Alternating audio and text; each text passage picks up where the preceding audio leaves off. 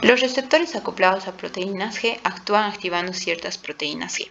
Y hay diferentes tipos de proteínas G. En los mamíferos hay 20 tipos diferentes de estas proteínas.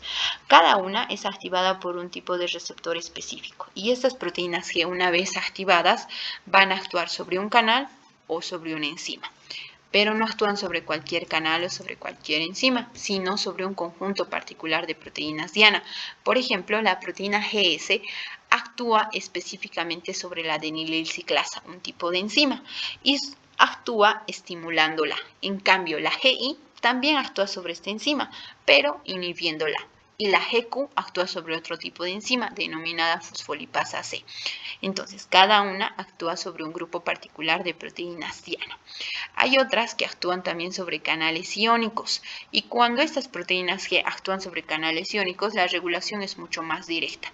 Por ejemplo, en los animales los latidos cardíacos están controlados por dos tipos de nervios, uno que aumenta y otro que disminuye la frecuencia cardíaca. Hablaremos, por ejemplo, de los nervios que disminuyen la frecuencia cardíaca. ¿Cómo lo hacen?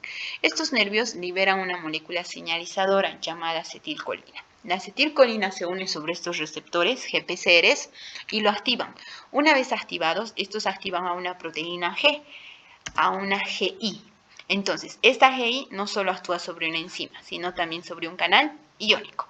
Una vez que esta GI es activada, se separan sus subunidades, la subunidad alfa y el complejo beta-gamma activados. En este caso, el complejo beta-gamma activado va y se une a la superficie citosólica de un canal de potasio. Una vez que se une, hace que este canal pase de una conformación cerrada a una conformación abierta. Se abre el canal e induce a la salida de potasio. El hecho de que haya una salida de potasio dificulta la actividad eléctrica, y como hay una dificultad en la actividad eléctrica, hay una disminución de la frecuencia cardíaca. Entonces, el aumento de la permeabilidad al potasio disminuye la frecuencia cardíaca. ¿Quién hace que aumente esta permeabilidad? La GI, específicamente su complejo beta-gamma, que abre en este canal y por ende disminuye la frecuencia cardíaca. Esta señal de que disminuye la frecuencia cardíaca, en algún punto tiene que desactivarse. ¿Y cómo se desactiva? La subunidad alfa se autodesactiva al hidrolizar su GTP. Una vez que se autodesactiva e hidroliza su GTP, va y desactiva también al complejo beta-gamma. Y de esa manera la proteína G restablece su conformación inactiva. También estas proteínas G no solo actúan directamente sobre canales iónicos, sino lo hacen sobre enzimas. El hecho de que estas actúen sobre enzimas no es tan rápido ni tan inmediato como las proteínas G que interactúan con canales iónicos. ¿Por qué? Porque cuando actúan sobre enzimas, estas tienen que producir moléculas de señalización intracelular, entonces la respuesta no es tan rápida. Las proteínas G generalmente actúan sobre dos tipos de enzima, la adenililciclasa y la fosfolipasa C, y cada una tiene que producir moléculas señalizadoras. La adenililciclasa produce una molécula llamada AMP cíclico. La fosfolipasa C produce dos, el diacilglicerol y el inositol trifosfato. Y a su vez el inositol trifosfato hace que aumente el calcio citosólico, que es otro tipo de molécula de señalización. Muy bien, una vez que estas proteínas, estas enzimas son activadas por las proteínas G, cada una produce un tipo de molécula diferente y por ende tienen una respuesta diferente, ya sea estimuladora o inhibitoria. La adenililciclasa es activada por un tipo de proteína GS. La fosfolipasa C es activada por un tipo de proteína GQ. Aquí podemos ver la GS, entonces, va a activar a una enzima llamada adenilatociclasa. Esta adenilatociclasa produce una molécula de señalización AMP cíclico. La GQ va a activar a una enzima fosfolipasa C y la fosfolipasa C produce dos moléculas señalizadoras, el IP3 y el diacilglicerol. El inositol trifosfato, a su vez, que es el IP3, aumenta el calcio citosólico, hace que este calcio salga del retículo endoplasmático hacia el citosol. Y este calcio también es una molécula de señalización intracelular que va a actuar sobre ciertas proteínas efectoras. Entonces, en esta compleja vía hay mensajeros primarios y mensajeros secundarios. ¿Quiénes serían los mensajeros primarios? Serían las moléculas de señalización extracelular que han activado a los receptores, ¿no?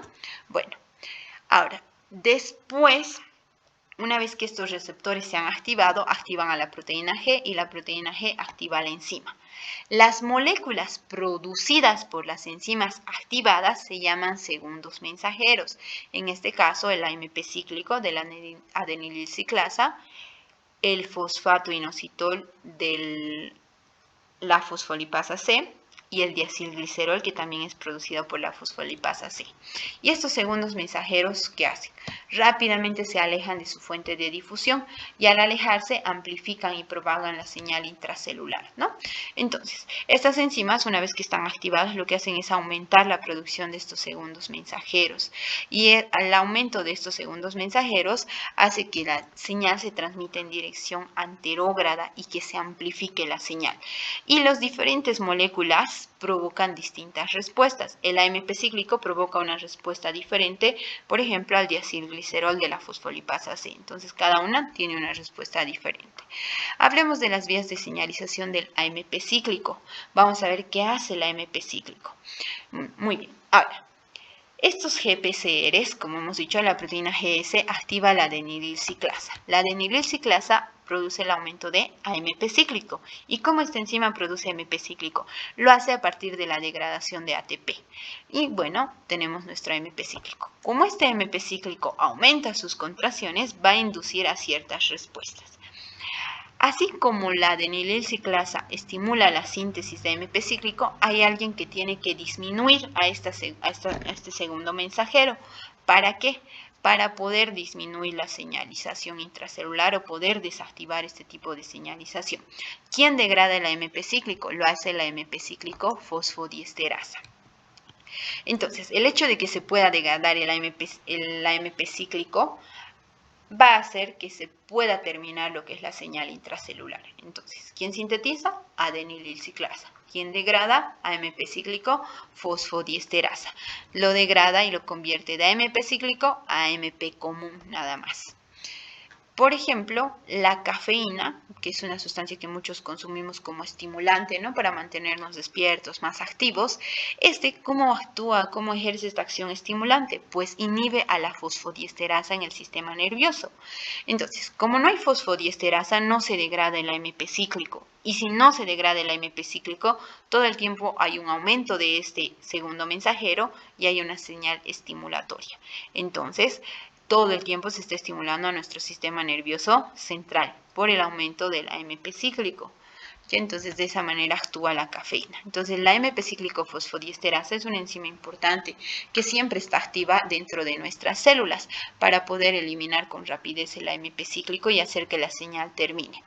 Entonces, las concentraciones de estos segundos mensajeros pueden aumentar y disminuir en cuestión de segundos. Por ejemplo, la serotonina es una molécula que hace que aumente la concentración de AMP cíclico, ¿no? Entonces, también esto aumenta y disminuye con rapidez. Este AMP cíclico tiene una característica importante, es hidrosoluble y como es hidrosoluble, este puede desplazarse por toda la célula. Puede ir a interactuar con proteínas que están en el citosol, en el núcleo, en otros orgánulos. Veamos cómo funciona esto. Aquí tenemos nuestro receptor acoplado a proteína G. La proteína G se encuentra inactiva. Una vez que la molécula señalizadora se une al receptor, activa el receptor. Y este receptor activado tiene que activar a la proteína G. Para activarlo, hace que la subunidad alfa intercambie el GDP por GTP. Una vez activado, como hemos dicho, generalmente estas subunidades lo que hacen es separarse, el complejo beta-gamma y la subunidad alfa. Una vez que son activados, la subunidad alfa va y activa la adenilatociclasa. Una vez activado la adenilatociclasa, lo que hace es degradar ATP para producir AMP cíclico. Y el aumento del AMP cíclico lo que hace es activar a una enzima, que es la pKa, la proteína quinasa dependiente de AMP cíclico. Entonces, todos los efectos no son por el AMP cíclico, sino por la pKa. Pero para que esta pKa esté activa necesitamos AMP cíclico, porque esta pKa se encuentra en su conformación inactiva, está unida a una proteína que la mantiene inactiva. Entonces, el AMP cíclico, una vez que se ha aumentado su concentración, se une al pKa inactivo y hace que esta pKa pase de una conformación inactiva a una conformación activa. Anula esta función, esta acción inhibitoria de la proteína que está unida a la pKa. Una vez que la pKa está activada, tiene una acción sinasa, es una proteína quinasa, lo que hace es fosforilar a otras proteínas. Entonces empieza a fosforilar otras proteínas, serinas, treoninas determinadas, y modifica la actividad de estas proteínas dianas, ¿no? Entonces, los distintos tipos de células tienen diferentes tipos de proteínas para fosforilar. Entonces, por eso los efectos del AMP cíclico son diferentes, porque fosforilan diferentes tipos de proteínas en los diferentes tipos de células blancos. Por ejemplo, vamos a dar algunos ejemplos. Cuando uno está asustado, cuando uno está excitado, lo que hace es que nuestras glándulas suprarrenales liberen una molécula señalizadora que es la epinefrina. Esta epinefrina lo que va a hacer es liberarse al torrente sanguíneo y a partir del torrente sanguíneo va a ser distribuida a los diferentes tipos de células. Ahora, cada una de estas células responde de diferente manera a la epinefrina. ¿Cómo? Por ejemplo, el músculo esquelético tiene el receptor a la epinefrina. Recibe la epinefrina y lo que hace la epinefrina es activar este receptor acoplado a proteína G. Entonces, la proteína G estimula la adenilato ciclasa, esta adenilato ciclasa aumenta el AMP cíclico a través de lo que, y el aumento del AMP cíclico lo que hace es activar a la pKa. Esta pKa activa empieza a fosforilar, en este caso en el músculo esquelético, fosforila una enzima que degrada glucógeno y al degradar el glucógeno libera glucosa, ¿no? Porque no olvidemos que el glucógeno es la forma de almacenamiento del azúcar.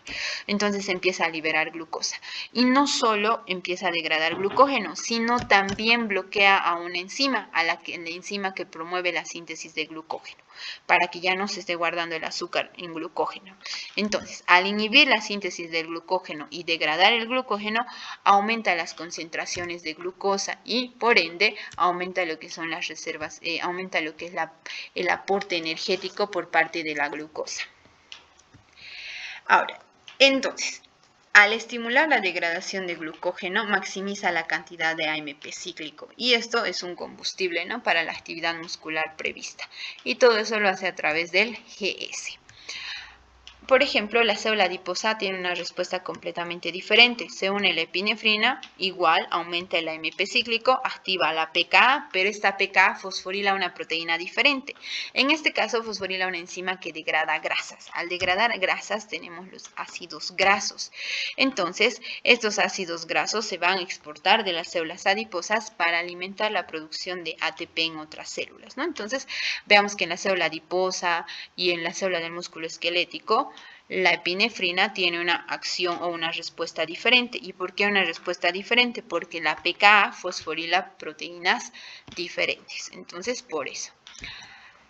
En algunos casos, el efecto del aumento del AMP cíclico son muy rápidos. Por ejemplo, en el músculo esquelético, la degradación de glucógeno es en cuestión de segundos. ¿Por qué? Porque es más rápido, porque directamente alteran la función de las proteínas. En otros casos, va a demorar la respuesta minutos u horas. ¿Por qué demora? Porque en este caso no hay proteínas que estén esperando o aguardando a la señal intracelular, sino se induce a cambios en la expresión génica y recién se sintetizan las proteínas. Entonces la respuesta es mucho más lenta. Entonces las pKa suele fosforilar reguladores de la transcripción y estas van a activar la transcripción de ciertos genes, ¿no? Entonces actúan sobre diferentes proteínas. El aumento, por ejemplo, en la concentración del AMP cíclico en las neuronas puede tener que ver con el control de la producción de proteínas que están relacionadas con el aprendizaje.